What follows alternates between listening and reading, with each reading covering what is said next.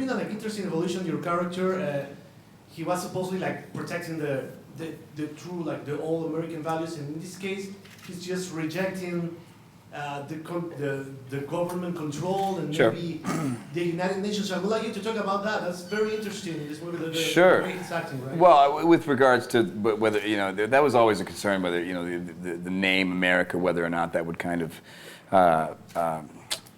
polarize certain audiences. But the truth is, the name America, I mean, what he stands for is something that's ubiquitous across the world. What, you know, what he believes in, you know, honor and morality and values, that's something you can find anywhere. But in terms of who he's been throughout the arc of his character, you know, he's always kind of fought for the greater good. He's always kind of put the needs of the masses before his own desire, and that's exactly what's different in this film. Instead of kind of whoops, that you know, let's put that in my lap for a second. Instead of kind of dedicating himself towards what others need, in this film he kind of prioritizes what he wants, which is a departure from what he's normally allegiant to. So I think it's again, it colors the character in a really nice way. You know, you have a guy who's this incredibly austere and moral character. It's hard trying to find ways to make him layered and dynamic, and I think in this movie he becomes potentially selfish, where he kind of puts his own desires first, but it's rooted in family, which is, I think, is a through line that we can all relate to. Speaking of family, Jeremy, I wanted to ask you, as we got to know Hawkeye more, why do you feel that he joined Cap's side immediately in this film? He's the one who called. I mean,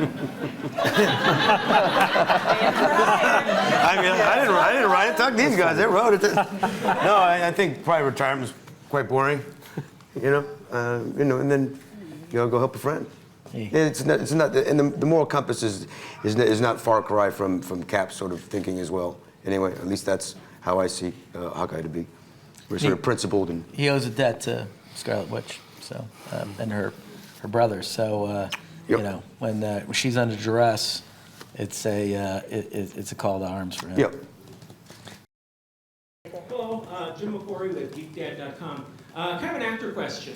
Actors always fill in the gaps in the backstory in their head of stuff that informs the character that isn't in the script and that we never see.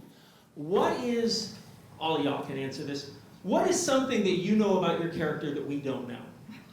I think that's like an all never tell kind of moment, right? It's on you, man. Yeah, that's kind of how I feel. I don't know. It's a good question. Yeah, I mean, I kind of am on board with you that I think to some degree, I mean, this is almost like the way it is as being an actor in general. Some things, you know, certain things you want to share and certain things you don't. I think to some degree, it's almost nice having certain parts of the character that are intimate. And ultimately, at the end of the day, these guys do a good job of fleshing out the tones that they want you to see better than we ever could. That's one of the things when I was just doing the interview with you guys, you two and Kevin and the Russos, and they were just talking about how they form these stories and form these arcs. And you really think these things, I'm kind of deviating from the question, but it just feels worthy to bring up because it blew my mind. I've been doing these for a long time now, and we were having an interview, and they were talking about how they were going to a meeting, and sometimes you think with these movies, these giant Marvel movies, any big movie where you think there's 1,000 cooks in the kitchen, you assume there's some sort of formula, some algorithm that kicks in and there's 30 people in suits being like, this is what it needs to be. But the truth is, it really is Joe and Anthony and Kevin and Nate in a room mapping out stories for so many characters, so many arcs, and they're making them real. They're making them actual fleshed out arcs and conflicts that are worthy of a film.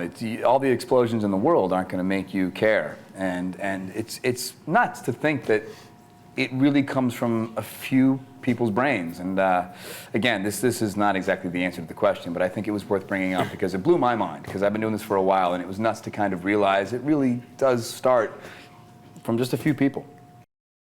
What was your process like in this film as opposed to Winter Soldier when he's not himself, he's not who Cap knew? Well, just to piggyback on what Chris said, you know, I think I'm always fascinated about the same thing. It's just, you know, for example, our writers, Christopher and Steven, I mean, it's just phenomenal to me the way that they were able to write a script that gave every character a moment, an arc, an arc, and particularly I think they were the ones that kind of figured the temperature of Bucky Barnes. How much of the guy is back from the first movie, how much of the Winter Soldier's there, and for me it was just sort of taking it off the page and following them.